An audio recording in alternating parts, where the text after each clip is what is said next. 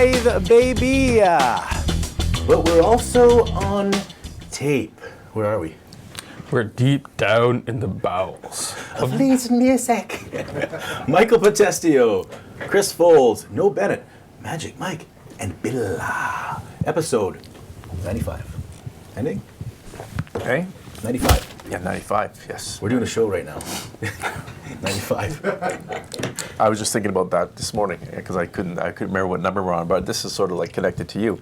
95 is the age at which 2 African men died on either side of the good and bad spectrum. In 2013, Nelson Mandela died. I was going to say. 2019, connected to you, Robert Mugabe died. Ah, yes. Rhodesia, Zimbabwe. Yes, that's right. Took the breadbasket of Africa and turned it into a cesspool of nothingness because he went crazy. I think he had syphilis at the end. So anyway, we had a good guy and a bad guy. Both died the same age. I wonder where they are right now. My father, I grew up for a while in Rhodesia. That's right. Went to Cranbourne, and we're going to talk about him later. So I gave him a salute online. He actually texted me about that. He's like, tell your boss, thank you for the like on my tweet. I appreciated that. Okay, Mike, what's going on? How are things? Things have been good. You know, can't complain. It's a little overcast and smoky out today. It's a bad mix, but otherwise I'm doing smoky. good. It's cloudy. You can't smell that smoke? Well, it's not smoky. There's no smoke in the air. It just smells like smoke. But that's probably. How's your personal life? It's all right. Personal life's fine. Yeah. Anything to report? No, unfortunately. You? Let's move on. We have finally breached the 400 subscriber mark. All right. Nice, good. All right. Magic Mike, you were not here last week. Where were you? I was in a pretty fantastic place. I was in Banff with the team, and we were doing the Western Association of Broadcasters show, which was fantastic. We had 80 of the top broadcasters from Western Canada there, and the worst load-in ever, because you got to load in.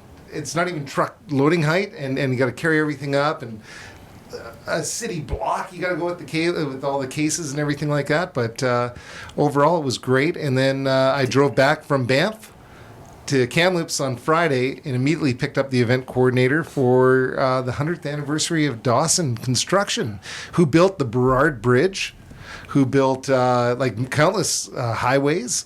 And we did a private party for their VIPs with Colin James. Oh, cool. Where was this at? The Vancouver Club. Very cool. Yeah, they booked up place. the Vancouver Club for the day, so I couldn't wear blue jeans, which is like what my closet's full of.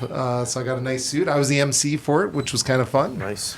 With the equipment in Banff, do you just load Bill and Bennett like mules and make them do all the work, or do you actually step in and do some? Bill just did a thumbs up. That's why I bring them. Yeah, really. Yeah. So yeah, it was great. Cool. Great week. Quick note: we have a brand new graphic to debut right now. You guys won't see it in here, but Caitlin Vanderwall made a little graphic for us. So this is what it looks like right here, and we thank her for that. I'm going to overuse it probably during this episode. Mike, council, last night. Let's talk about the caucus issue at the end, the large urban mayors caucus. Did I get that right? Yeah, it's the council meeting was actually cooking along pretty quick. A lot of these are usually pretty long. This one was pretty short, so you think probably not going to be very eventful. Then at the end, Dale Bass, our former colleague, she had a notice of motion basically to revive the Mayor's Caucus. The Mayor's Caucus is like this informal group of mayors that they joined during together in an informal coalition during COVID-19 to advocate for issues. They had been quiet since this new term started back in November, so she wanted to basically get council to take the lead and lobby for its revival. And then the Mayor Hamer-Jackson sprung on her that it's actually already started, and he just had a meeting on it that morning. And so she said, I wish you would have told me that, and then talked about whether or not she should just rescind her motion because it was a moot point. And they ended up deciding to table it. The real issue, though, was that another former colleague of ours, boss Kelly Hall, who's on council, pressed the mayor for information about, when is it meeting? What's its mandate? What can you tell us? And Reid basically said he had nothing to report, didn't want to, basically wouldn't disclose anything. Nope. And they left it at that, where they basically have council's once again been left in the dark, and the mayor's basically been refusing to communicate with them. And regardless of the mayor's caucus, that's kind of been council's main issue with the mayor. Everyone says it's the mayor versus council, and yes, very much it's an 8-1 split. But that's kind of like their main thing with him, is that he's not been keeping them informed on stuff that he's doing. His point of view, I think, is more like, well, I'm the mayor, I don't necessarily have to tell you every little thing I'm doing. Whereas their point is, well, you got to keep us informed. We're part of that same team. Yeah. We can't do our jobs if you won't keep us in the loop. When we have Dale Bass coming on the show here in about half an hour, so we'll ask her about that, along with hopes for a sobering centre in Kamloops and the expanded integrated crisis response team, the old Car 40. Foulds, what was your take on the council meeting last night with which Mike is talking about here? Well, I think it just shows they're still in two silos. The week before, the mayor opened up his mayoral report by saying that he wishes that they could just be a team of 9, not 8 versus 1. And then he comes and does something like this. I think, the Urban Mayors Caucus was help created by former Mayor Ken Christian. And it's 13 larger cities in BC, and they get together because they want the government to do stuff that on their own they probably don't have much power. And like Michael said, they've achieved some things, and they have a combined voice to speak to the province to say this is what we want to do. And then after that last election, it kind of petered out. But you would think that the mayor would say, knowing that Dale Bass is going to come up and say, I think we should revive this in some form. Her idea was a council, like a urban council coalition. You would think that before she went on and on and talked about it, he would say, oh, by the way, or you think he would have said it in the weeks in between to say, hey, Dale, great idea, but you know what, I just talked to Mayor so-and-so in Kelowna and we got this thing going. But the fact that he had nothing to say, and we don't know who's part of it, what cities are part of it, what did they talk about, do they have an agenda, like the stuff that Kelly Hall asked him, and there's no answers, leaves me skeptical about how far along this group is. I mean, and he said, if I remembered from the audio, we met this morning. I don't know if he means literally they met, or whether there was an email saying, hey, we should talk about getting this thing together. Or maybe a Zoom It call could be a or hiccup. I mean, maybe it slipped his mind. We'll have him on next. He's coming on next week to our show, Leaders Digest Return, so he'll have his say on that. Communication. Communication lacking. Yeah, that's the thing. It just highlights the fact that they're not communicating. And yeah, the mayor in that last council meeting said he wanted to, we should be a team of 9. What I kind of took away from that was that he didn't make any sort of concession on his own. He said it in a very nice diplomatic way, but he was more or less telling council, start working with me. Mm-hmm. Yet here's an example where he's not working with them. Doesn't appear to be. Okay, switch gears. The confidentiality policy, performance reviews, what happened there? This week's council agenda, there was this new policy that they have on confidential record keeping at City Hall. They passed this new policy in a closed meeting because it has to do with sensitive information. But after it was passed, obviously it can be released to the public once it's all said and done and voted on. And of course, we saw that 8-1 split in this. Basically, it's a policy that just says, you're privy to these documents, these, with sensitive information. Then you have to give them back to HR. HR will store them and delete them. You delete any copies. And so, all of us in the media obviously look at that and be like, well, why is this a policy? Why now? Why is this coming out? And why was it another 8-1 vote where the mayor is the only one who voted opposed to it? Against the updated confidentiality policy. Exactly. Yeah. What do you have against it is the question we all had. And what happened? Well, apparently it stems from the fact that the mayor was giving a personnel file of a high-ranking staffer, just a performance review that they do, and as he's going to review it, like council is going to, but apparently he took it home. Because as he told Michael in the story that's online at kamloopsthisweek.com, I work 15 to 20 hours a day. I don't have time to read everything, so I took it home and I wanted to read it, which I think, and we're trying to find out from the experts at City Hall on this, on the legislation. You can have it at City Hall and read it, but you can't really take it home. A former president has that problem down in the States right now. He took things home, and which led to a court appearance yesterday. So I don't think you could take it home. That might be the issue. But apparently when they said, hey, Mr. Mayor, you can't take that home. It's breaching confidentiality. It's breaching privacy. He said, no, I need it still. I'm not going to return it. So he sort of resisted returning this confidential file from his house back to City Hall until he finally did. He's working overtime, and but you don't rate this as a massive big deal. Well, It is and it isn't. To me, it falls into one of those categories of eyebrow raising. You know, a lot of the people who support Reid out there be like, "Oh, you guys are ganging up on him. This isn't a big deal," but it is a big deal when you can't really pin down a rhyme or reason for why you would need to hold on to this document for so long. You know, like why? Okay, you're taking it home. You don't realize that that's a privacy breach. Okay, fine. Rookie mayor, rookie mistake. But you know, why are you refusing to give it back?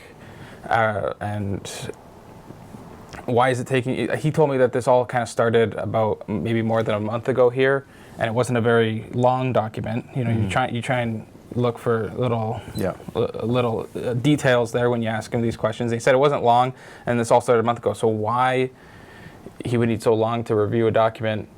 It's eyebrow raising, and we know that he's had issues with staff. He tried to have an assistant, one of his campaign managers or volunteers there, Deb Newby, become essentially an assistant CAO. So we know he's had issues with staff. So it's an eyebrow raising kind of activity. And you think why would you vote against a policy that makes sense? You know, let's firm up our confidentiality. Let's protect sensitive data. Let's protect the private information of our employees. So we'll strengthen the rules to remind people you can't do this, you can't do this, you can do this, but make sure you do this.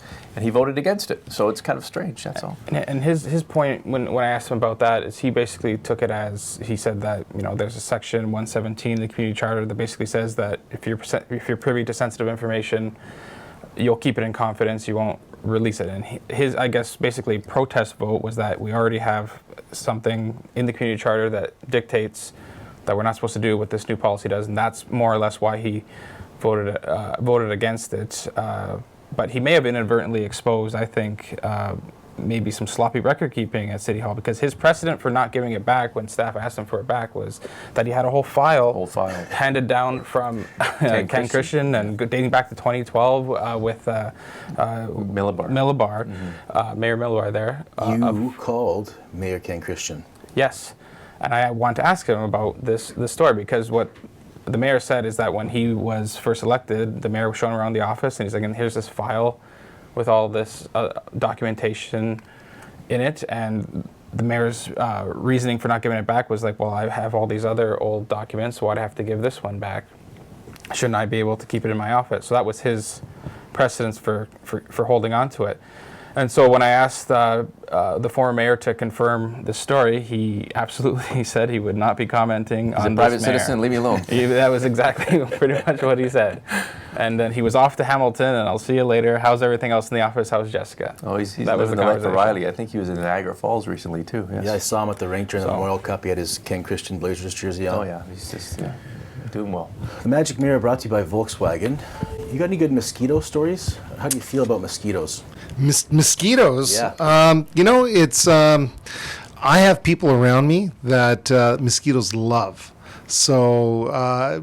for me, my good stories of mosquitoes is they go somewhere else. I don't know what it is. It must be all the pasta. Do you get, maybe it's an Italian blood thing. Do you get a lot of mosquitoes? I was definitely getting them with the rainstorm and trying to weed my garden today. They were last the weekend, North Shore. All over The North Shore, more water. Well, we got good news on that, right, Chris? Yeah, well, apparently we got good news. We had Sean Brady do a story on talking to Cheryl Phippen. Cheryl Phippen runs, I think, BWP Consulting, and it's the long-standing company hired by the TNRD, the regional district, to treat all the still water, all the pools of water.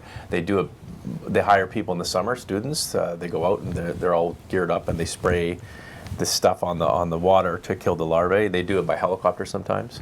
And she said that this year it's looking good. And she said it's despite everyone thinking the water rose high, she said it's looking good. It should be a better than average year. Foulds' body would disagree. I'm covered in mosquito bites. From where? From where were you? Just going outside. I go outside in the backyard to garden or just to take the dog out, and I get swarmed. Mm-hmm. I think it's because I drink an awful lot of red wine. Yeah. And I think they say that the red wine is mosquito attracted. So henceforth, I'm going to switch to vodka and let's see if that makes a chance. Okay. On the flip side of forecasting, fire's not supposed to be good this year.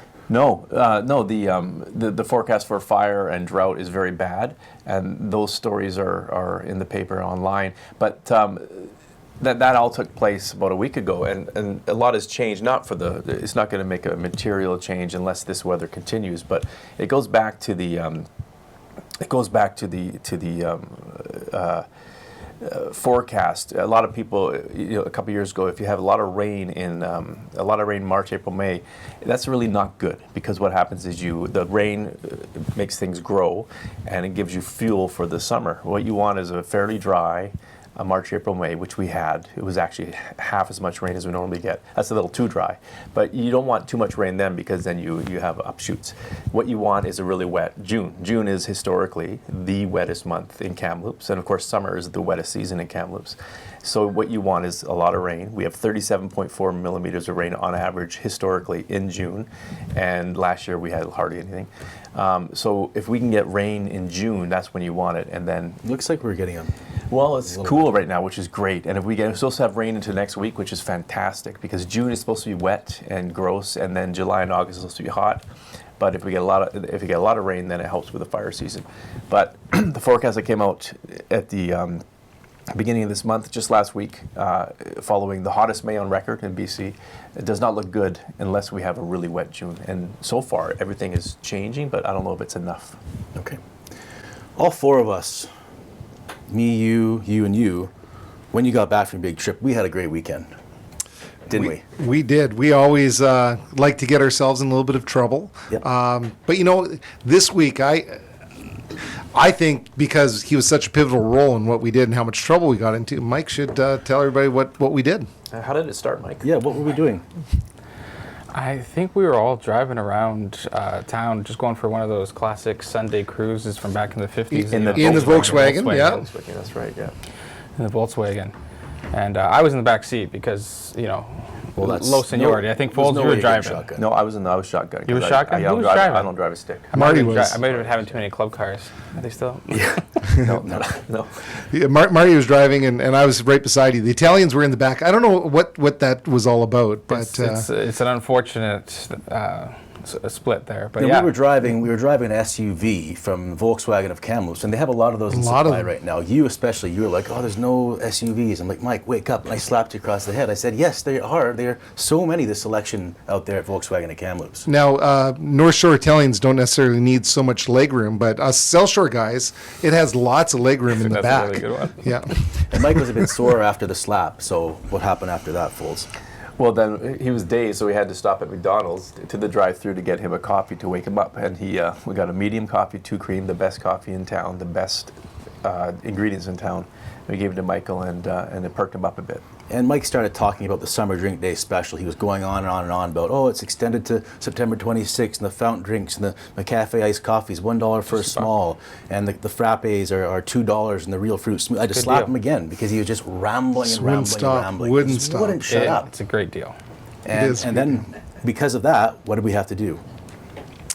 We decided to muffle his mutterings with the Sealy mattress, because not only are they comfortable, but they're like soundproof. But they're soundproofing too. Yeah. Yeah. Almost suffocated him. Almost. Yeah.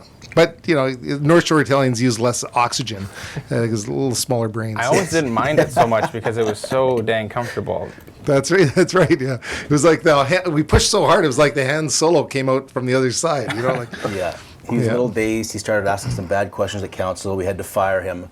Foulds had to fire him. Luckily, Gord's was hiring. Gord's was hiring. Just their delivery team, they're looking for people right now. So glad we all survived this. Let's move on now to Above the Folds, brought to you by McDonald's. Oh, how you doing this morning? Yeah, I'm good, thank you. How about you? Oh, I'm fantastic. I'd like to make an announcement, please. Yeah, sure. I absolutely love, with all my heart, the Summer Drink Day Special. Yeah. Which one? The Summer Drink Day Special, it's unbelievable. I have one question for you. What was the best day of your life? Like in the McDonald's? Just in life in general. In general, there's lots of moments and lots of drink, to be honest. But I would say the peach mango in the McDonald's, like the best. The peach for the mango? summer. Yeah. Okay. I would like to say today's probably the best day of my life because I get to shop local right here at McDonald's. I'll get 1 large coffee with 2 cream. Yep. Anything else? No, that's it. Thank you very much. Thank you. Okay, bye-bye. First interview. Thank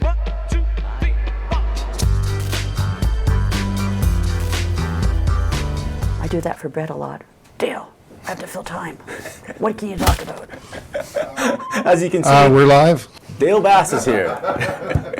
Hello, guys. Dale, tough day for you yesterday for a few reasons, but I want to give you a chance to talk about a sad anniversary. Oh, yeah. Yesterday was a hard day. It was a long council day, but it was also the anniversary of my son's death. And it's surprising because you don't think it's going to hit you, and then it hits you. Yeah. You know, so yes, I left the council meetings a couple of times because I tried to pick times when it wasn't anything that I needed to actually speak on, because it was just a little hard yesterday to get through the day. Yeah. But here I am with you guys today, so it's another day. What do you do to handle those types of days? You know, they show up a lot. I have a Google Home in my kitchen, and every morning when I go up there, it never fails, there's a picture of James there. Yeah. So that has been helpful. At first it wasn't, but that has been helpful now because I just say hello to him and tell him how mad I am at him for dying, even though it was his heart that gave out. And then I go on with my day. Yeah.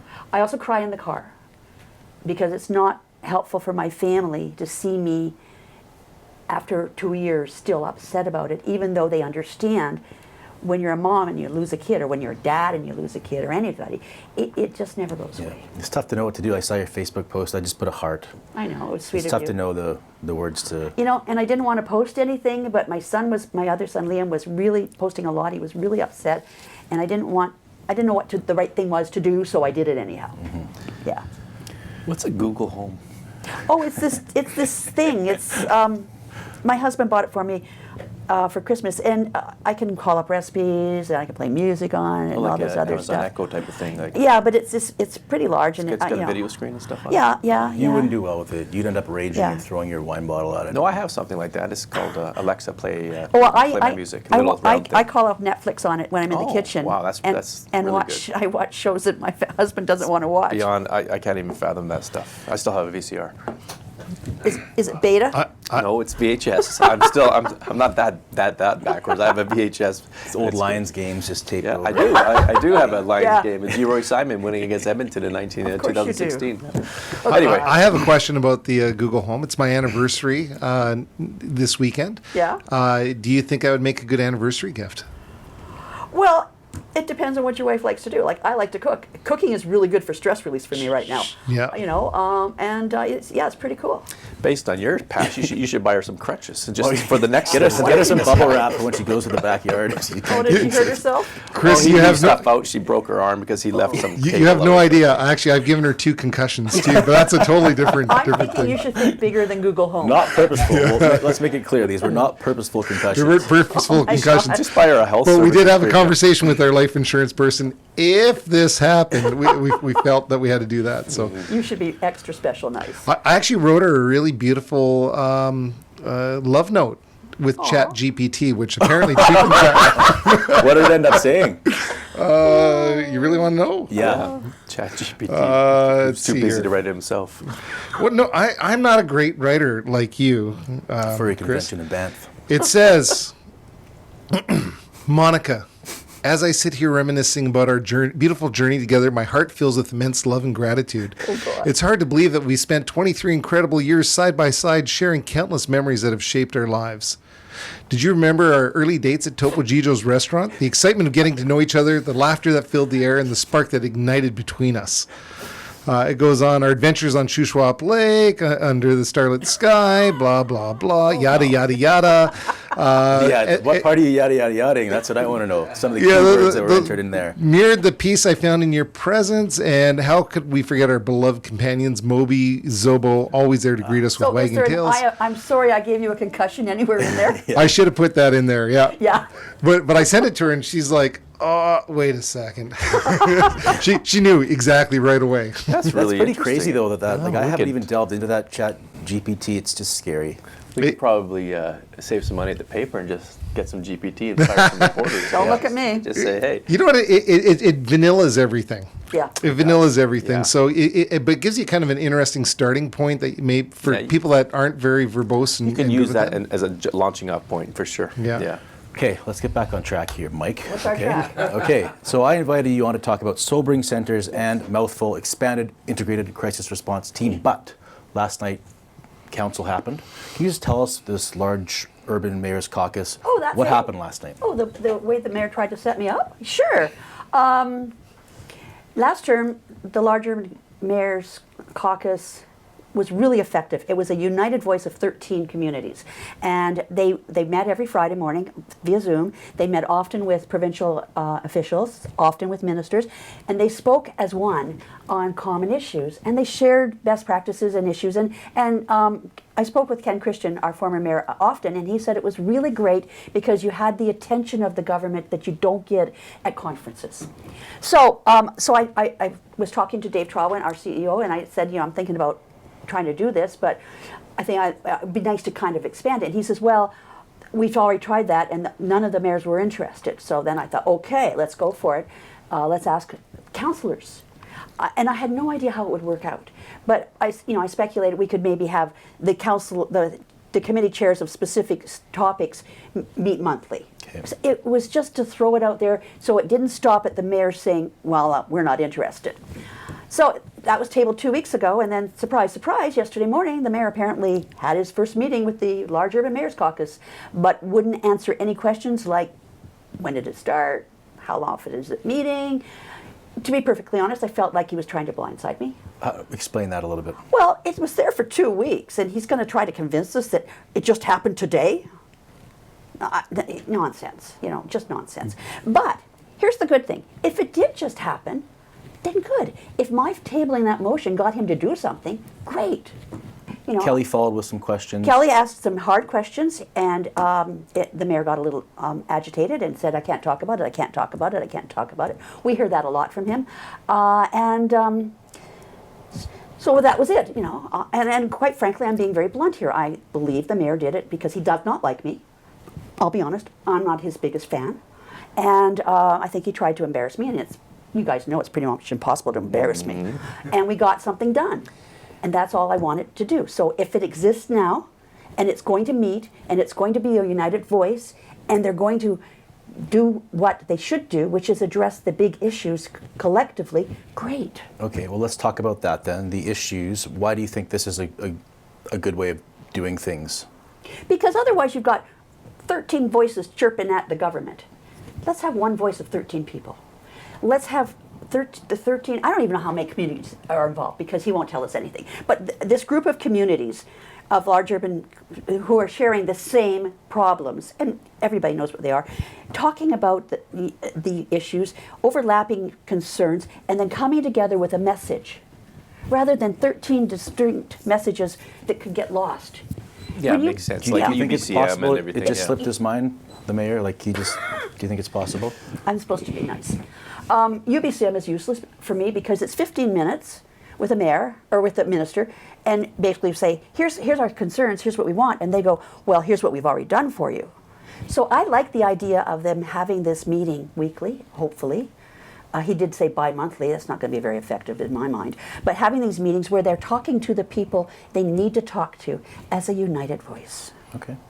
I think the issue is you brought this up, I think 2 weeks ago. Yeah. And you spoke to all the media about, here's my idea. Yeah. The Urban's Mayor Caucus seems to be died. Mm-hmm. You want to keep this lobbying group together. Let's do it. And then you were talking about it. Everyone knew about it. Mm-hmm. And I think the issue is if the mayor, he knew about it. Yeah. And if he had gone and talked to his fellow mayors and they said, let's resurrect the Urban Mayor's Caucus, then he should have said that to you and council well before you started talking about your idea yesterday, right? That's what makes you think it was a calculated effort. Sure was. Okay. Yeah. We'll have him on next week. He'll have his say. Until then, let's talk about something else. Sobering Center.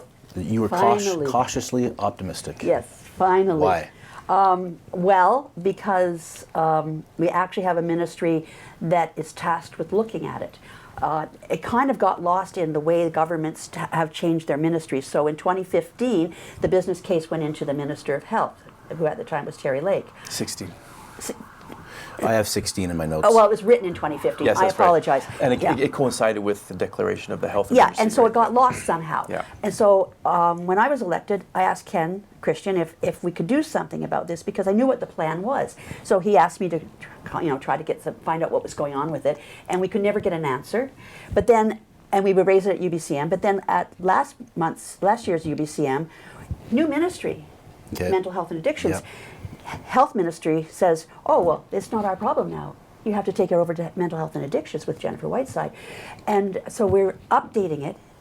We're getting a consultant to update it because the world has changed between 2016 and 2023. And you're pumping like 30 grand in for a new For a business consultant. case? Yeah, it's 30 grand for a consultant to do the business case because we don't have the capacity inside anymore to do it. And the world has changed. So it'll be best practices, it'll be what are the issues because they're certainly different. When the original one was written before the opioid crisis. Yes, Yeah. right. It was, Yeah. yeah. And now it's not just the opioid crisis, it's every crisis on the street. Yeah. So I'm hopeful. However, I know provincial government moves slowly. So we probably won't get the report until the fall. It'll go into the ministry. They'll probably have to analyze it, and then I'm thinking 2 or 3 or 4 years, but we'll see it. And okay, what is it? How big is it? Is it multiple beds? Why do we need it? Don't know. We need Well, it. there's one in Nanaimo that Yeah. we used a photo for the story when Michael talked to Dale about the story, Yeah. and it's called a sobering and assessment center. Yeah. So it's and when people think of sobering center, they automatically think alcohol. Think of a guy drunk on the Yeah, street. like a drunk tank. It's not. It's alcohol plus any other drug Anything. drug that impairs you, Yeah. and that could possibly lead you to die in a police cell, which happened here in 2019, Yes. which is renewed the call for that. So it's basically it's rather than go to a police cell, which is not they're not equipped to deal with it. They're not a health unit. No, it's a place. It could be a revamped house. It could be a place. It could be in a hospital. It could be anywhere. It's where people go when they're extremely intoxicated and their life could be on the line to sober up under supervision and get assessment to say whether they Yep. need more medical care or whether they can be released and when, and whether or not they're suicidal. All that stuff. Exactly. So I don't know how big it'll be. I know that at the time, the talk was to build it onto Phoenix Center, and Yeah. it would be, I think it was 12 beds. I don't know. We'll have to find that out. Whatever size it is, it will not be big enough. Yeah. But Yeah. our officers should not be required to take people who are inebriated in some way to cells. That's not their job. And the only other option is take them to the ER. Where they're stuck, they're waiting. So if they could just pick somebody up, take them to the sobering center, hand them over to medical professionals who will look after them and then talk to them, give them a breakfast, talk to them in the morning. And usually this is cases, these aren't serious cases where someone's violently attacked someone. No. It's someone who's being a nuisance downtown Yeah. or someone who's maybe being a danger to Yeah. themselves. It's pretty obvious to be great value to that in our. It is, Oh, yeah. yeah. In Nanaimo, the Vancouver Island Mental Health Society runs it. Yeah. And I think it's an 8-bed facility. Yeah. It's an old house. Yeah. Okay, cops are involved also in the old car 40. Yeah. How's it going? Great. Why? Great. Well, great in one way because it's been expanded. Yes. And we have 3 nurses now. And 3 officers? Yes, but not great in that we still need it. Right. But I spent several hours with the car 40 during last term, and they do more than just respond to mental health calls, which the average police officer shouldn't have to do. They're trained. But they also do follow-ups with them. They keep tabs on the people that need to be followed up to make sure that they're going to their appointments, they're doing things. It's not just, hi, I'm here, I'm going to intercede on your crisis, and then I'm going to disappear again. Yeah. So that's just another thing that we're doing to try to address the situation on the street. And Superintendent Pelly has said it is a great thing to have. And it's 12 hours per day, 8 a.m. to 8 p.m., 7 days a week. That's up from 4 days and business hours only. Now 3 nurses and 3 RCMP rather than only 1 nurse staffed by IH and 2 officers. Yep. Well, the hours, how do you feel about the hours? Well, I did ask Jeff about that. He would love to see it expanded. He knows it needs to go in farther into the evening.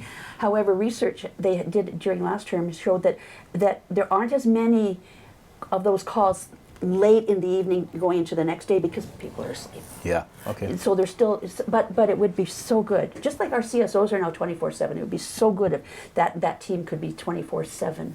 Because it can also do police work too, They're specialized there, and that's what they should be doing. And But they obviously could the still be nurse would do it. working during But that the time, cops yeah. could still be working. Yeah. And the nurses could be doing their follow-up paperwork and stuff. Yeah. But that's I'm just happy. It took a long time to get here. You did. Yeah. Last night's council meeting, anything else that stands out to you that you want to talk about before we let you go? Not really. No, No? it was a good council. You guys just meeting. kept it pretty short. It's like 2 hours. Short, huh? I know. Your colleague Michael Riley, it was his turn to write a council column for the month. Yeah.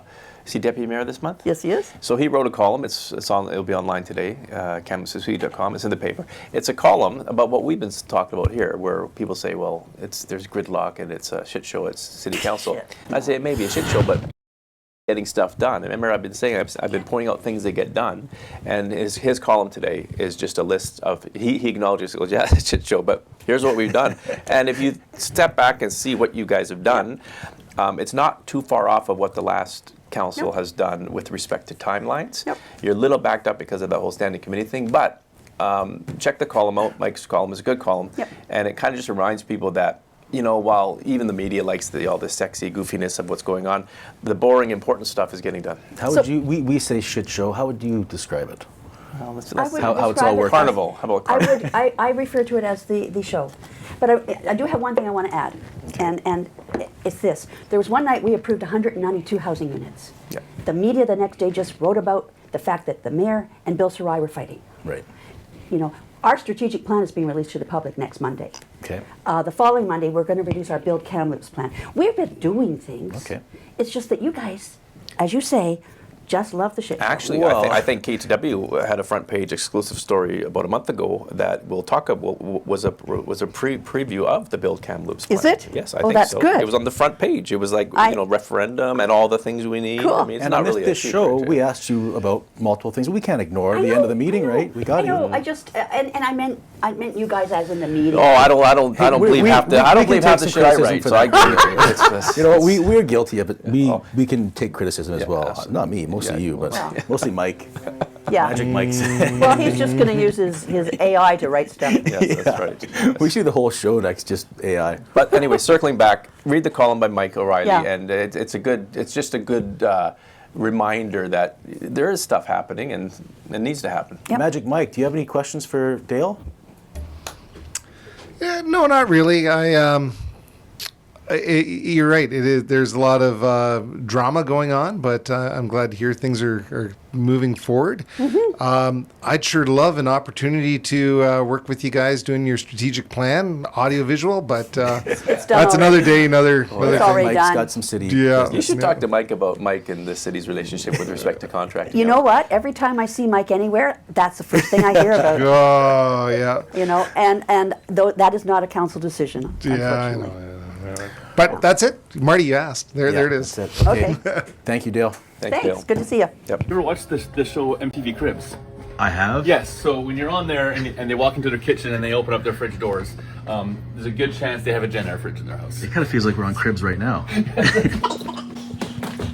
So this would be our Gen Air column, refrigerator, and freezer. Look at that thing. And as you can see, it's pretty. They're pretty nice. My goodness, that Yeah, would as not much- fit in my apartment. As much fake food as you want to fit. Do these come with it right here? Those don't look too fresh, but Yeah, that asparagus is looking a little brown. the fridge does look fresh though. Yes, it does. Yeah, no, they're amazing. They're definitely high-end appliance, built in, custom built. So, yeah. Okay, thanks very much. No problem. It's tough to blame Foulds for being on his phone. He's covering for me. I'm on vacation right now. He's been covering for me and covering sports. Yeah, absolutely. Yeah. 5 pages today's paper. Yeah, absolutely. A lot of work. That makes sense. So you're on vacation right now? I am. Because your regular suit, I don't know if you want to stand up and show people. Yeah. I also got a very bad sunburn right now. Oh, gee, oh. That part's not going on. That may not have been the best angle. Yeah, that was a bad angle. Look like a raw steak. Okay, we're going to wrap the show here. And before we do, though, Chris, it's an impromptu folder dash. Folder dash? Folder dash. Folder dash? This is a segment where we combine your love of the English language with your tendency to blow up on social media. Except today, the kinder, lighter side of Fouldsy came out. So we're going to give you some props. The word of the day is joyfolds. This, I think, can we get the next slide here, Bill? The time of this is key in the day. So it was 12:02 p.m. on a Saturday Normally, your more angry tweets, they're a little later on at night in the day, and there's usually some red wine involved. But this is what you tweeted. I rarely post restaurant recommendations, but Burger Joy in Sahali Mall is outstanding. Great food and better prices. Teriyaki. Spelling error, unfortunately. Yeah, that's because I was on my phone and it's all screwed up. Cheeseburger and takoyaki, deep fried potato with octopus, plus a damn fine cup of coffee. Twin Peaks reference. Twin Peaks reference, that's right. $16 before taxes and tip. This place should be packed. Kamloops. Yeah, absolutely. Yeah. What was I doing that day? I was out and about on a Saturday. Oh, I went up to, my wife was working all day on a Saturday, as she normally does. She's a counselor with a bunch of clients. And her daughter was at the district track and field championships in, it's a new one. Kamloops Track and Field Club had the district, not the district, elementary school, BC Interior Elementary Track and Field Championships. So she was there, so I wanted to go watch Isabel. She was in 3 events. She got a gold, 2 silvers, and 2 bronzes. Very good. So I go up there. There's athletes from all over the interior, and there was an hour and a half between 2 of her events. So I said, hey, I got her a Gatorade. I said I'd be back. So I was hungry. I hadn't eaten all day. It was like noon. 11:30. So I went. I thought I remember this place. So I went to there to see if it's still open. Yep. Because I was there years ago. I know they went under ownership changes.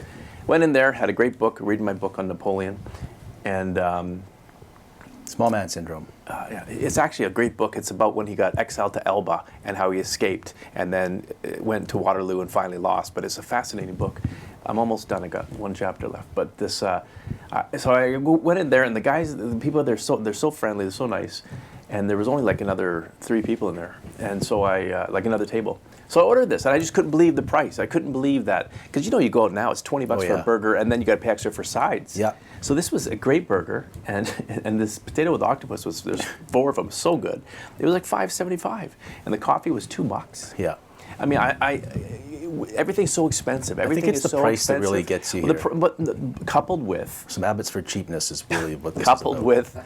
with good food, and if you haven't been to the Joy Burger, I got the basic burger. They got wasabi burgers. They got really good stuff there. I'm going to make it a more common occurrence to go there to support a great small business, and also to help my wallet. Yes, Mike, best burger in Kamloops. I usually go to McDonald's, first of all. Yes. Secondly, the teriyaki burger sounds delicious. It's very good. Yeah. Yeah, it sounds right up my alley. The fries sounded really good. They have tons of good sides there, and they're all within $4 or $5, and then your burger is going to be between $7 and $10. It's a good deal. And like Five Guys. Oh, Bill, you got best burger in town. I don't really eat burgers that often. So. Doesn't eat burgers. Fair enough. What were you saying, Mike? I was going to say I had an ex that worked at Blockbuster, and she put all sorts of things on my account, so I couldn't rent anything over PG.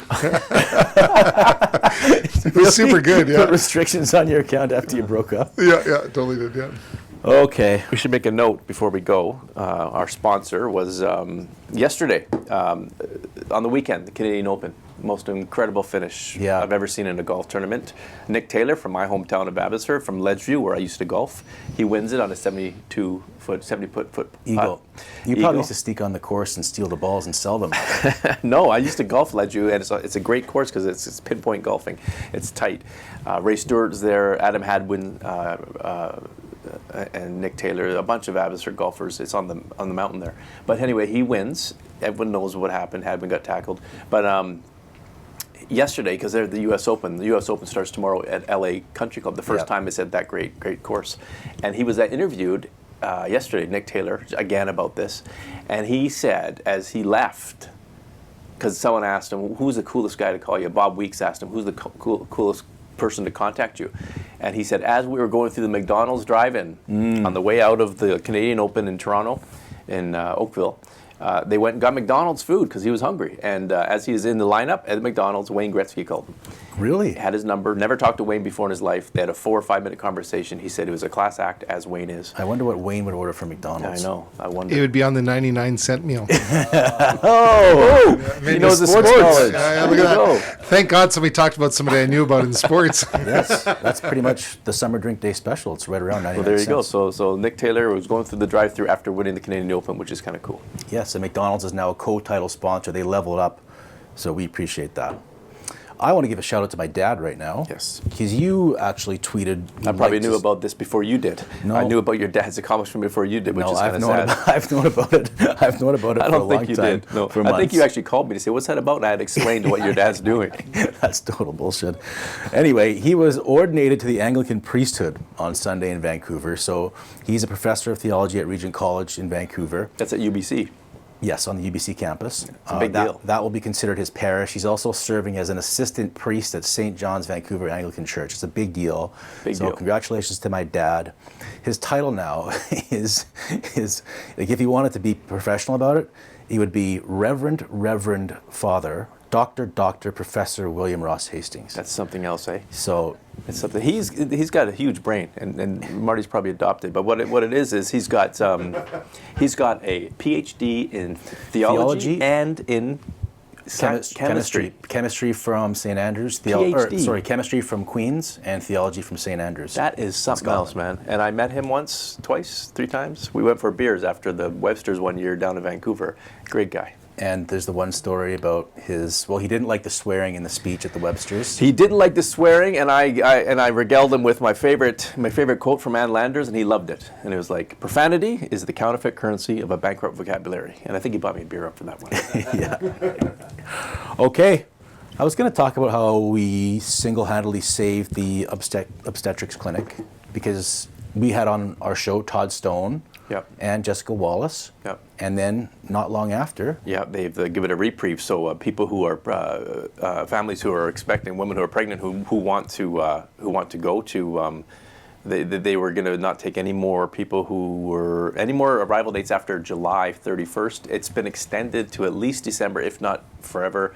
They got some locums, which are doctors that come in and fill in, and they also opened another maternity unit at the hospital. So hopefully this will stop women from having to going to the ER and panicking, because when you're pregnant, you don't need just to go. You need someone to continuum of care through it. And so hopefully Wallace spoke passionately about it on the show. Yeah, it's very important. We asked Todd Stone about it. Yeah, and it should alleviate the stress that expectant mothers are going to go through, because it's a good news. It's a good news story in the healthcare field. There was a good news story, I guess, in the music scene. For me, it's not really good news. So Bryan Adams. Oh yeah, he's coming to town in September 12th. Marcella Bernardo from CBC is obsessed with Bryan Adams. Yeah, she posted like he's a big deal still, and he's really not. I don't. What do you think about Bryan Adams coming to town? Worldwide, he's one of the most famous Canadians. He's one of the best-selling artists of all time in modern music.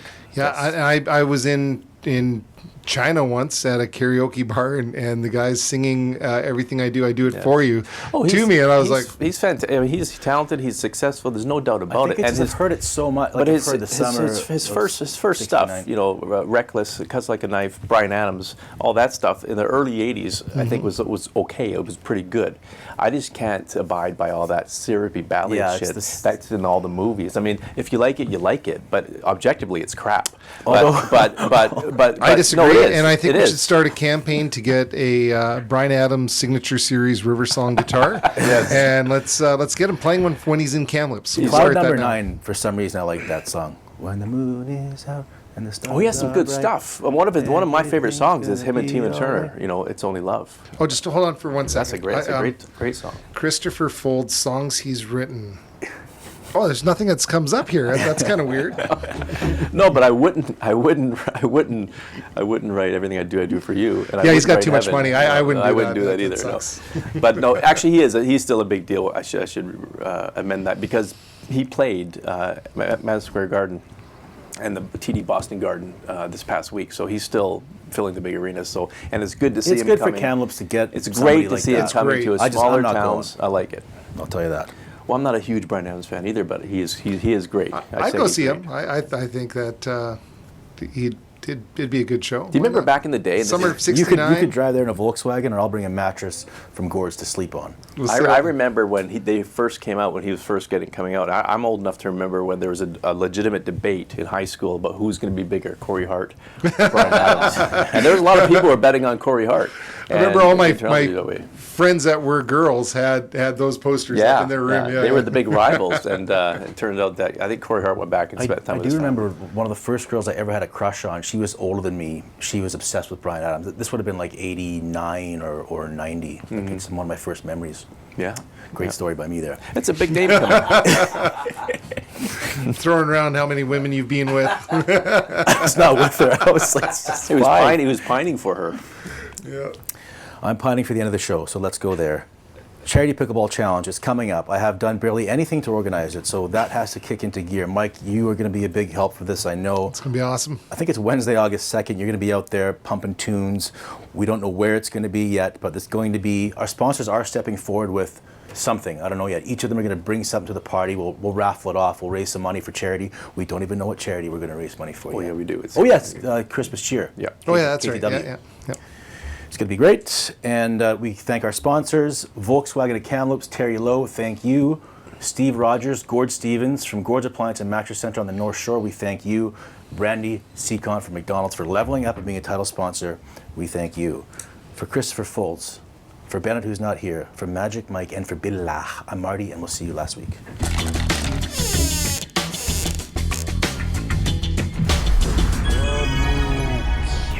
Last.